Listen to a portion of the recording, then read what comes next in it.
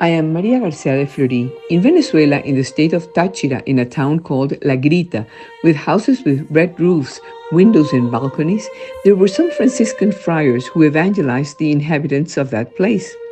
In 1610, there was an earthquake so strong that it terrified the friars and they left the place. Among the friars, there was one named Francis, who spent his days very sad, heartbroken at seeing the destruction of the town and the death of so many people. Therefore, he dedicated himself to praying to feel comforted. One day, in prayer, he asked God the Father not to be angry with those people anymore and to never punish them in that way again. At the same time, he promised that he would make an image of Christ with a serene face on the cross so that he would become the guardian of the new town and be source of love, faith, and shepherd all those people. On a large cedar trunk, he began to work and carve the image, and very soon a human figure began to be seen with the characteristic lines of the dying Christ, with a wound in his side and his arms open. He thought that many those who live in that valley or go to visit it from distant lands always would find their Lord ready to receive them with the open arms. He worked hard at night and day without rest.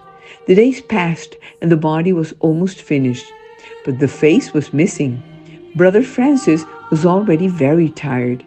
As he had offered to God, he wanted to put a serene face on the crucified Christ, but he couldn't do it. So he always did, as he always did, he asked God to help him. He told him that he wanted to be an instrument of his hands and to be able to carve his face with a radiant sacred gesture. Fray Francis fell deep asleep after his prayer. Already after midnight, he felt noises, knocks, and footsteps. He stood up silently, fearful and amazed when he heard that it was in his workshop and that a sacred song could be heard. It was a melody so soft that it came from an angel who was playing with a chisel in his hands. With a hammer, he gently struck, and mysteriously lightning bolt from heaven illuminated the work that the angel was carrying out with love. On his knees, he thanked God for such a great miracle. At dawn, he went to look for his brothers, and Francis told them what had happened, believing that he had dreamed it. They ran to the workshop and saw the image covered with a cloak around it. A radiant ray of light illuminated it with splendor.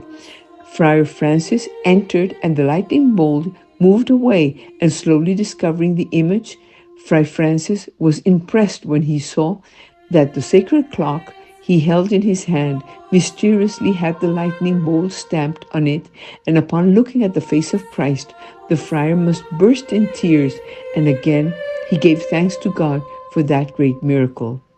As Monsignor Mario Moronta, Bishop of the Diocese of St. Cristobal, said, the Christ of the Grita represents God who became man, and it identifies with the joys and hopes, sadness, problems, to such an extent that when people arrive, they go to venerate through the image and give thanks for the favors and miracles received.